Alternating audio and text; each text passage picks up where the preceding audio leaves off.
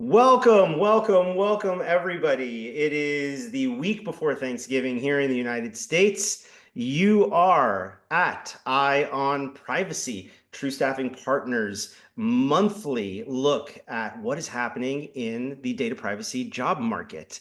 My name is Jared Coseglia. I am the founder and CEO of TRU Staffing Partners. And for those of you who know us, we specialize in e-discovery, data privacy, cybersecurity, AI governance. If it touches legal and it touches technology, we're probably part of your community, and we're proud to be so.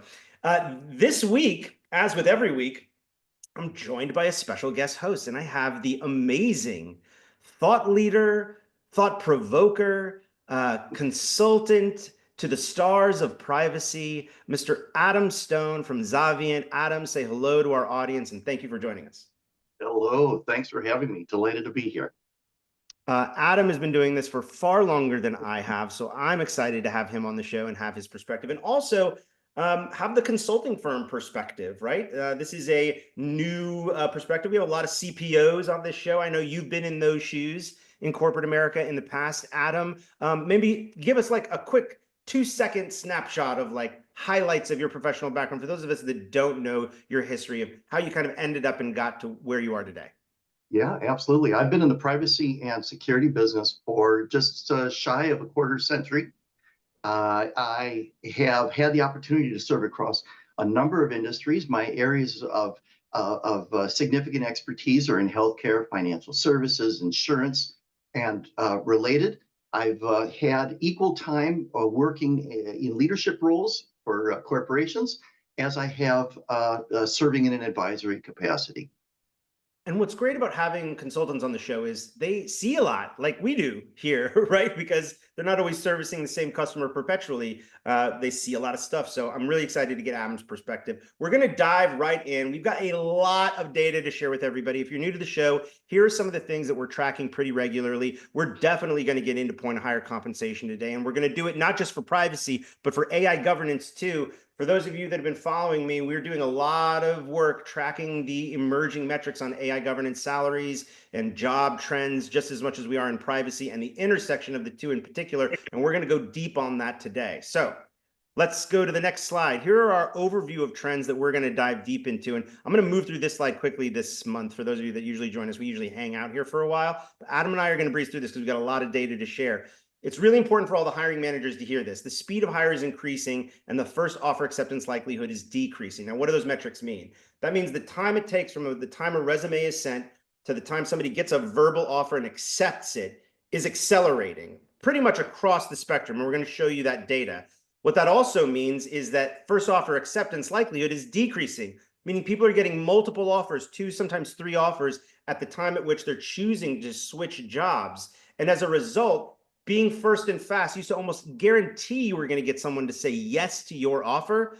That likelihood is decreasing, which means the market is getting more competitive. There are more jobs coming to market and more people are starting to accept those jobs faster. One of the biggest trends though, Adam, and this is what we're going to really unpack.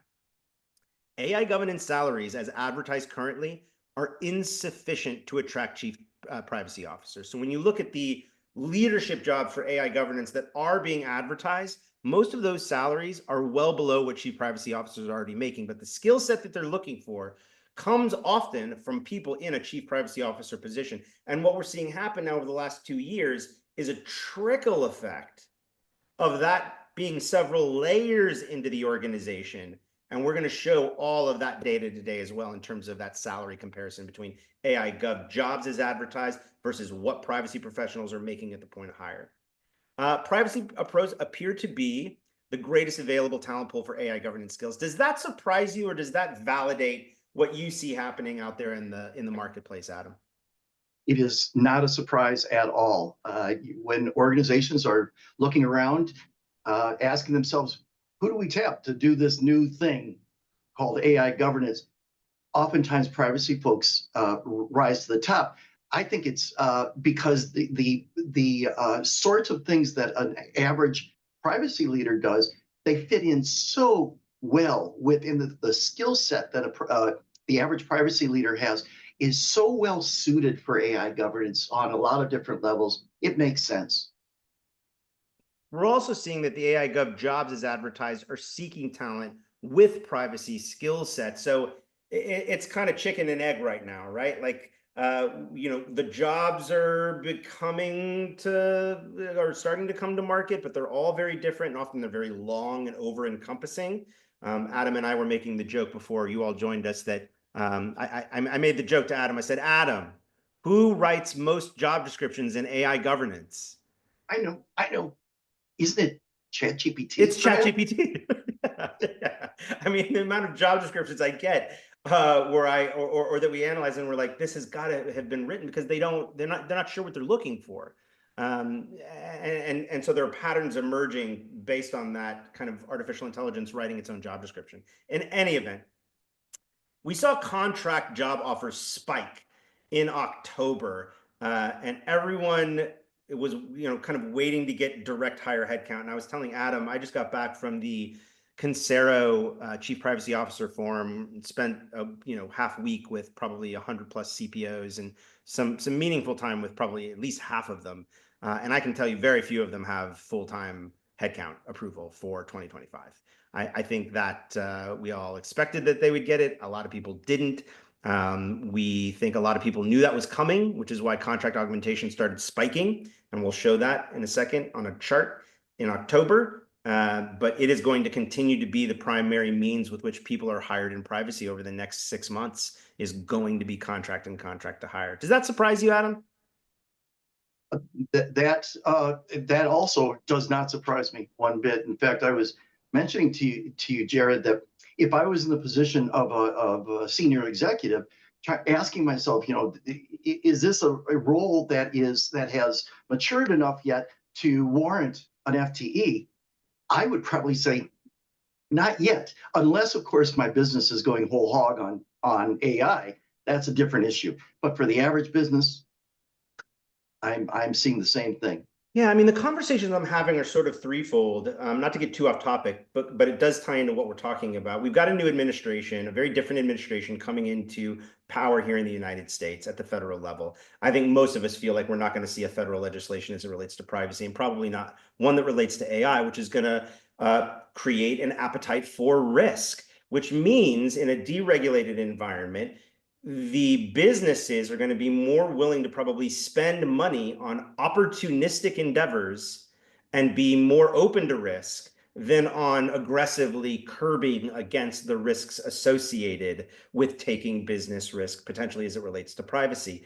So Adam and I both believe this, and I know he's going to give me an amen. We've got to empower privacy professionals, whether you're at the middle, top, or bottom of the ecosystem, to begin changing the conversation from being a pure compliance one, and certainly away from being a fear-oriented risk mitigation one with your stakeholders, and moving it towards a how am I going to impact the business in a way that drives revenue, retains customers, attracts customers, gains competitive advantage, and how am I going to measure that in a matrix-like format in order to deliver data to a board that will then take action to empower my program. And I think a lot of privacy professionals are struggling with that articulation. Adam, can I get an amen?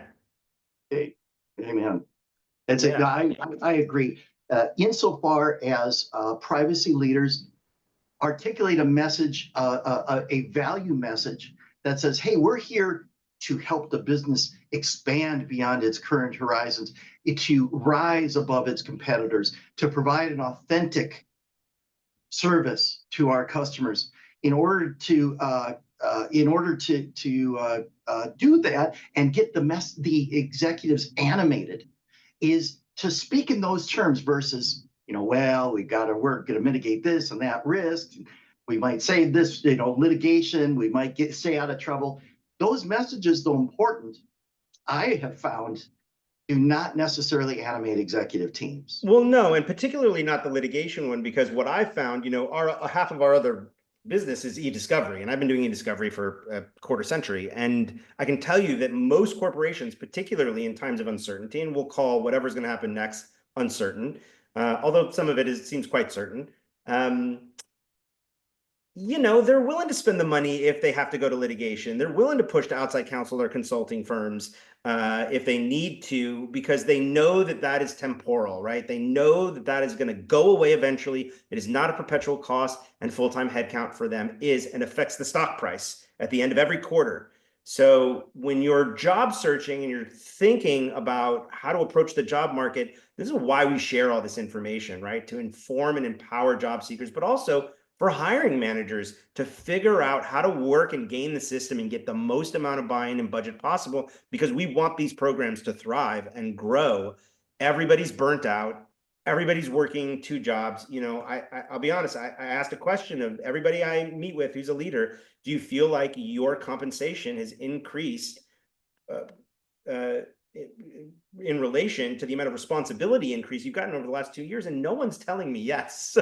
So people are working hard, taking on more responsibility, not necessarily seeing the rewards of that yet.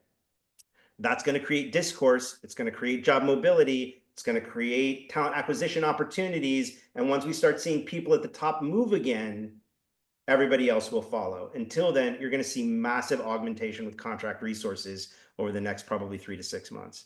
And that, in fact, will increase the amount of remote jobs that are available, because the reason why remote jobs are going up is not because more people are changing their policies, quite the opposite. More people are pulling Amazonian-like policies back towards getting into the office. But when they augment with more contractors versus FTEs, they are beholden to a different set of rules. And those rules usually mean you can work wherever you want because they're not on their payroll. They're on a third-party payroll like TRU Staffing Partners. So, Adam, any final thoughts before we show everybody the data to back up all these assertions? I'll tell you, these the facts that you have presented, they're very enlightening, and I encourage you to keep on going. Thank you. All right, let's unpack the data. So here's just the sad reality. We call these TRU with an E, privacy job postings. So if you look at 2022, this is the peak of the Great Resignation, right? This is everybody resigning. We believe that between 1/3 and 2/3 of every privacy program, consulting firm, software company turned over staff, right? So at least a third, in some cases, 2/3 of your whole staff changes between 2020 and 2022. That's why you see this many jobs. Let's be clear. That is why you see this many jobs. Now you look at January to October, and by the way, we're just doing January to October because this year's not over and we want to compare all 3 years as finitely as possible. 2023 was rough, right? We have less than half of the jobs being posted and available. And, this is after we deduplicate. And if we see the same job posted in 6 cities, so we call these true jobs. Now look at this year so far. I mean, it's even less, right? Now, this is just privacy jobs. This is not what we would consider governance jobs. Is part of the narrative that there is an emerging growth of governance jobs that are starting to buffer against this? Let's find out. Let's find out. Next. So, we're going to go to speed of hire first. Okay, we'll go to speed of hire first. So here you got speed of hire is executives, you see is picking up, right? Everybody took the summer off. When we look at program managers or directors, that tempo has been kind of steady at around 70 to 80 over the last, but it's picking up speed from the end of September. Privacy engineers slowed down a little bit, ironically enough. And attorneys picked up pace a little bit, right? Not quite as fast as it was at the beginning of this year, but faster. Privacy analysts picking up pace. People are making decisions faster than they were, but you could see the fastest way to augment your staff in privacy is with a contractor, right? Those people are going from a resume to a verbal offer within 8 business days. And that got a little bit longer, but it stayed pretty consistent for almost a year or two now at a little more than a week, right? And you can see it picked up pace in the first quarter, as everything did. Things got busy in the first quarter of this year and then got very quiet in the second and third quarter. Things are getting busier now in the fourth quarter. With contract work, we think things will be very busy in the first quarter. But you could see here, right? If every month you're joining us for no other data point, but how long do I have as a hiring manager before I lose a candidate to another competing offer? Here's your way to calibrate that, right? This is the tempo of the market each month as we measure it. And we've combined it in quarters just to show you how much it's changed since the end of the pandemic, right? Or I'm sorry, since the end of the Great Resignation in 2022. You can see how much it's slowed down. but it's still much faster than it was before the pandemic, almost twice as fast. But these are the numbers to calibrate. If you're looking to hire a privacy analyst right now, you've got about 30 to 40 days before that person probably has another job offer. And why is that important? Because we're also measuring how likely it is that someone's going to accept the first, second, or third offer they receive. So if you go back to the peak of the Great Resignation in 2022, you could see that if you were the first offer received, meaning I'm an employer, I extend an offer to a job seeker, it's the first offer they get in their search. You only had a 45% chance they were going to say yes. That's not great odds, right? That's less than 50%. Now look how different it was in 2023. I mean, almost a reciprocal chart. You had an almost 75% chance that if you were the first person that extended an offer to a job seeker, that they were going to say yes. Privacy job seekers wanted the bird in the hand, forget about the two in the bush. And that pretty much stayed the same for the next year. We can flash forward all the way to 2024. Now it's back down to 60. As I mentioned, things did get busy at the beginning of this year, which is why you see that rate tick down to 60% in Q1 2024. But now we're back to that. Things are busier again. People are getting 1, 2, 3 offers. And you also have to keep in mind that most of the jobs out there are looking for the same people, meaning when we went through GDPR, people were looking for leadership executive all the way down to entry level. Right now, people are looking for 3 to 8 years experience. That's where 90% of the jobs are. So that's making the market more competitive and allowing people to get multiple offers at the time of hire because it's musical chairs in that segment of the marketplace, right? One leaves, they have to be replaced if we've been running lean for 2 years, which most people have. Adam, what are your thoughts on this speed analysis? One of the things that captures my attention is sort of a perception about the level of urgency, or the opposite of that. If you go back, for instance, and we think about the number of days it takes to bring in a new privacy leader, that's a lot of time that goes past. We're assuming that you have a hole in your program during that time. What I find it interesting, I don't know that I have an opinion about it, but I definitely find it interesting that the level of urgency for privacy roles differs quite substantially across organizations. It does. So I'll give you a few observations that we see here at TRU that I think are relevant because they're observations that extend beyond just data privacy leadership. All leadership at all levels, whether it's cyber, whether it's partnership, whether it's governance, whether it's legal operations, anything that's at a leadership level for the last 2 years has moved at the pace of molasses. And the reason is because corporations have taken the stance, and in some ways, accurately, that there's not a lot of jobs out there for these people. So if I'm one of those employers that has one of these rare opportunities to come and be a chief privacy officer at a Fortune 500 company, I'm going to take my sweet time exploring the marketplace, because perhaps getting the right person and feeling like I've explored as many options as possible is more important than the sense of urgency to have someone in those shoes internally. And maybe they remember, like I do, what we went through during GDPR, which was you didn't have that time. If you took your sweet time interviewing a chief privacy officer during GDPR, they were gone. They took 2 or 3 other jobs that they had offers for. Chief privacy officers aren't getting 2 and 3 offers because they're not out there, right? There aren't dozens of jobs for these people. So corporations are smart enough, they've been around the block long enough, the C-suite, to know that. And I think they're taking advantage of it. But some maybe are taking too much of advantage of it and are starting to lose the interest of talent because they are either appropriately or inappropriately signaling to the job seekers that the job's not that important, that there's not a level of urgency, right? And that can create dissonance between job seeker and employer over a very long period of time. And we kind of live and die by a rule here at TRU, which is time kills all deals, right? The longer something takes to get done, the less likely it's going to get done. And I don't think everyone subscribes to that when it comes to their hiring process. And, look, maybe they've been able to have the luxury of not having to work urgently on the hiring process for executives, but that also too won't last. There will come a time where that changes in the marketplace, and it will become a disadvantage to them to move so slowly. And I think we're headed in that direction. Okay, by the numbers. So we're in conversations with hundreds and hundreds of CPOs on a pretty regular basis. These are updated stats from about a quarter ago. We've now can confidently say that 90% of the CPOs that we're talking to, particularly in the Fortune, are involved in some sort of AI governance initiative. The time has moved up from spending 15 to 25% of their time doing it to 25 to 50. I talked to some people who spend 75 to 90% of their time on AI and AI governance and barely touch privacy anymore.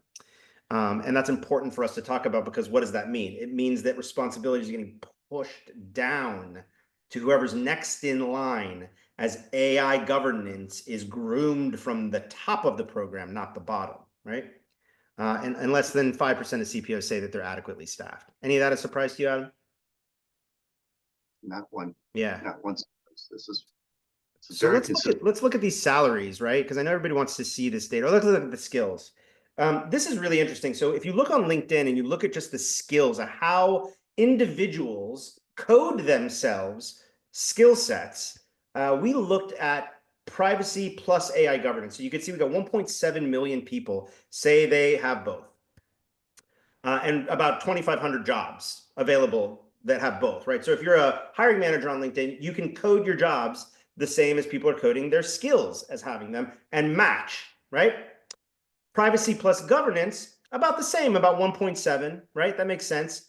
But there's almost 1,000 less jobs without the AI, which is interesting.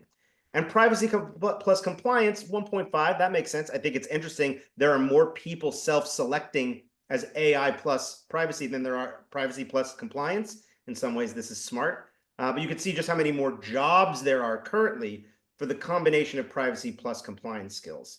Why do I show you all this? Well, let's take a look at just AI. If we have privacy plus AI up above, but now we just look at AI plus governance, you could see the numbers drop. When we look at AI plus compliance, you could see the numbers drop even more, both in terms of how many people self-select that way, but really in terms of how many jobs. So this is an important trend, and Adam and I went deep on this, and I know we're going to run out of time, so we're going to talk about it quickly. The AI governance piece is not valuable as much as a compliance function. It's valuable in other ways to the business. And this is where privacy professionals have a real opportunity to change the narrative of both how they impact the business and how the business impacts their individual careers. There is no doubt that the place to go to find AI governance skills is with people who also have privacy skills, not compliance, privacy skills. And these numbers prove that out. Now let's look at the money.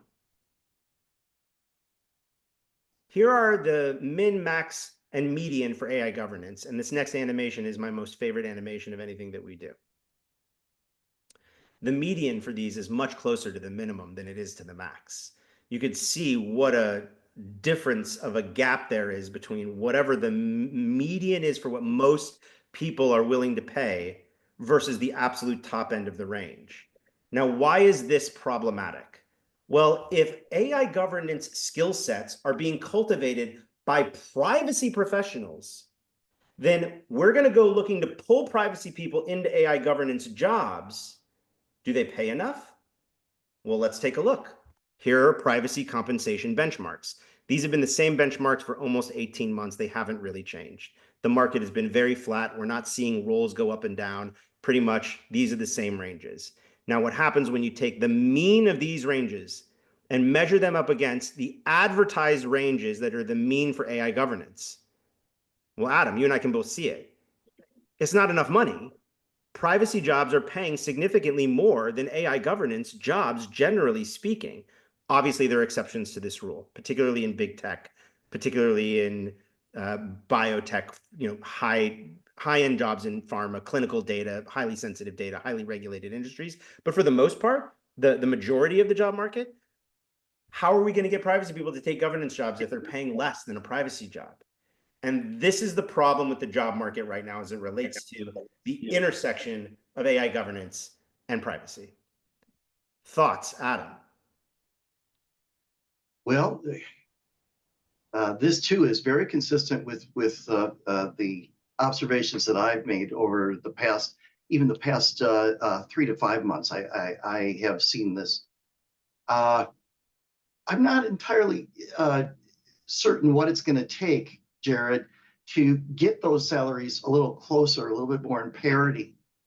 But it's very clear that it seems to me that these salaries reflect not a full understanding of the sort of value that an effective AI governance leader could have on an organization or could provide to an organization. 100%. And I think the million-dollar question is exactly that, Adam. Is it that they're not using these tools, techniques, skill sets that they've acquired over the last 2 years with the advent of artificial intelligence's availability to successfully impact the business? Or are they just not articulating it? It's hard to say. I think it's probably different in every program. But that's the goal for the next 6 months, is articulating it and figuring out a way to articulate it in order to evangelize for more budget, more headcount. But until then, here's the hypothesis, right? The hypothesis is this: the AI governance is starting from the top down, and those skills are being adopted by leaders, and now they're deputies, and now they're deputies. As those people run out of bandwidth to do all the privacy functions that they had to do before, those privacy functions are either going to fall by the wayside or they're going to get pushed down to subordinates. That's where consulting firms, outside counsel, and contractors come in. So for organizations like ours, this is where talent augmentation is going to occur. And you can see that in the numbers here, right? The dark blue are FTE placements, and this isn't advertised. This is what we're tracking for people who've actually accepted a position and started, right? Plenty of jobs out there being advertised, far fewer being actually filled and occupied. What we're seeing here is the ones that are actually getting filled and actually getting occupied are increasingly contract positions. Almost 80% of the jobs we tracked in October, and it was almost all contract staffing in October. We are seeing people not getting the budget for FTEs. People are thinking deregulated administration. Do I need to hire in privacy right now? Or should I spend that money elsewhere? What we're also seeing, though, is it should balance out sometime next year. It's been too lean like this for too long. I reserve the right to change these predictions because I thought we'd see more FTE in the fourth quarter of this year. We haven't. It's still largely contract work and largely mid-market work, but we hope by the end of next year it balances out. For hiring managers, it's important to hear 40% of our contractors since the beginning of 2023 have been converted into, or have been offered conversions into full-time employment. That's an astronomically high number. It's usually like 8 to 12%. And the number of people that accepted it was 90%. So in some ways, the fastest way to full-time employment, particularly in a program that isn't getting that budget and headcount, is with a contractor. And I've been saying this for 3 years, and it is working with our customers and working with people who aren't our customers, quite frankly. It is much easier to go advocate, to go hire Adam, because Adam has been with us for 6 months and made such an impact on the business, than it is to say, I need to fill this job, I need this headcount. And once I get the person in place, we're going to see that value. You got to reverse engineer the narrative, bring in a contractor. And I'm telling everybody, these contractors are available and they're good and they're affordable. And they're willing to go contract to hire, which is not normal. And I think most people are surprised to hear that that's the reality of the job market.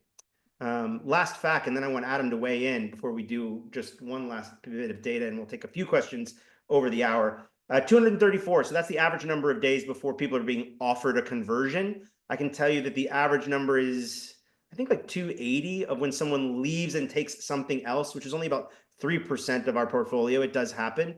So usually people are converting before people leave, but you've got between about 230 and 280, 90 days to either convert that person or run the risk that that person's out there looking for some other full-time work.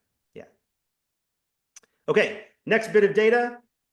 This is remote versus hybrid. You can see that most of the jobs are hybrid. Very few are 4 to 5 days a week. But as we click through here, you'll see the amount of jobs that are fully remote has increased. And that's not because FTE jobs have moved in office. It's because there's just simply more contract jobs available and therefore more fully remote jobs available.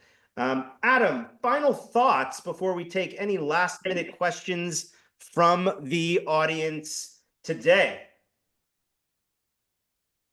Thanks, Jared, for asking. what I will say is that this trend, at least at this moment, on contract over FTE, I think it's I think it makes sense. If I take a step outside of my own filter as privacy leader and think about a business broadly, we haven't yet articulated the entire value proposition of that AI leader role. We need to do that. It doesn't help us, by the way, if the way we articulate the value of privacy is vis-a-vis compliance or risk. We, as an industry, it behooves us to speak of the value that we provide in business terms over those generic risk or compliance terms. One of the reasons why I like the outside of my selfish reason for liking the trend of contract versus FTE is that contractors will often provide you with unfiltered opinions and judgments that an FTE may not.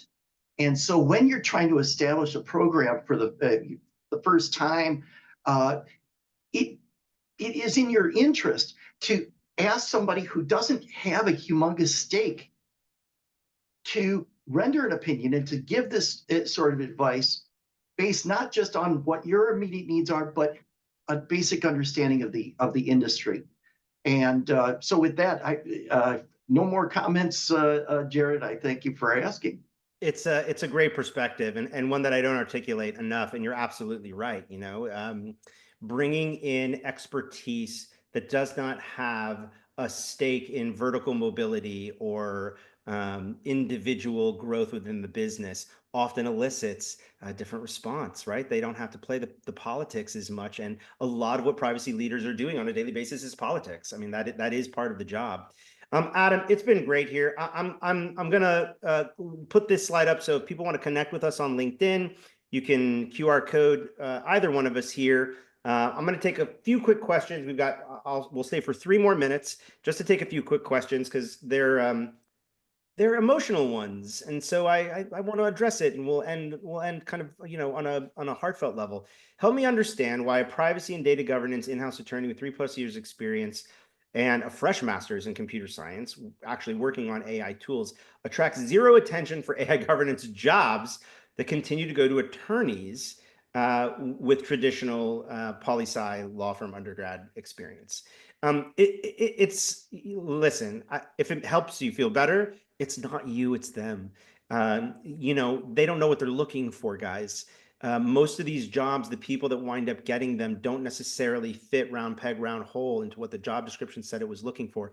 And I'll tell you, 9 times out of 10, the job descriptions are overly inclusive, right? There is a little bit of fishing expedition going on in the hiring community when it comes to AI and AI governance.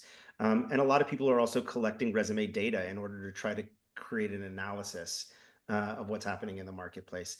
If they could just trust us implicitly, I wish they would. We do all this for them. It would just save them a lot of time, effort, and energy. But until then, don't give up the ghost. Keep trying. But also know that, oversaturation is also a real thing, right? I mean, that's why companies like mine are successful, or at least one of the reasons is because we're providing people that you can't find anywhere else. So getting a partnership with an agency that provides you with an increased level of uniqueness and unavailability sometimes is, Pavlovian for hiring managers, right? Adam, any thoughts on that? Well, I fully agree with that. You've got a fantastic organization that really it has become the leader in this space, and there's a reason for that. You know what you're talking about. Your Thank you, staff sir. knows what they're talking about. Thank you. I appreciate that. All right, last question, a controversial one. Regarding the hiring and interview process, is there a significant difference between candidates with or without IAPP certifications? I'm going to answer this in a couple of ways. There is a certain segment of the job market where certain certifications have moved from desired to required, where people with those certifications get preferential treatment in terms of being interviewed over others that do not. This is usually for one of two reasons. One of them is the stakeholders within that organization don't quite understand privacy, and they want the validation from the most reputable certifying body in our community to validate that for them because they can't. The second is simply because it's something they've negotiated contractually, potentially, and therefore they have to live up to that contractual obligation. I will say this. I think most people who are hiring managers that have been in the business long enough look at any certification, whether it's an IAPP one or a different one, as someone who's taken the time to invest in themselves. And there is intrinsic and perpetual value in people who invest in themselves because that's who hiring managers want to invest in. We want to invest in people who invest in themselves. Aside from that, if you look at our hot jobs this week, we actually have a great top 3 tips, which are questions you should be asking yourself before you get a certification. And one of them is, am I trying to learn something new, or am I trying to validate an experience that I already have? I think a lot of people don't ask that question before they take the certification and wind up disappointed because the outcome is the opposite of what the desired outcome is. So you got to ask yourself the questions of, why am I taking this, or why am I making this investment? And what do I hope to get out of it, so that you're not disappointed on the other end. Any certification shows that you're committed to your education. I think there are a lot out there for people to explore, and particularly as we head into a more Renaissance-like landscape of technology related to AI. I think there's a real opportunity to diversify the education and or validation and certification for the skill sets you have or want to have in that particular vertical. Adam, final thought. I fully agree with you on your comments about certifications. For those folks who were paying attention at the beginning, you saw the letters behind my name. The one set of letters you didn't see is the leading certification for AI governance professionals. And actually, I myself am studying for that certification and plan to Nice. complete it by the end of this year. Well, Adam, maybe we'll have you on next year again. You'll tell us how it went and what you thought of the certification process. Until then, thank you, sir, for joining us. This was a great conversation. Hope everybody got value out of this. You can connect with me online. I will respond to everybody who reaches out to me. And if there's a couple people ask, how do I get hooked up with TRU? You can reach out to us here on our website. You can connect with me on LinkedIn. I'll make sure you're connected with myself or one of our amazing talent agents. Thank you, everyone, for joining us. Thank you, Adam. See you in December. Have a great day.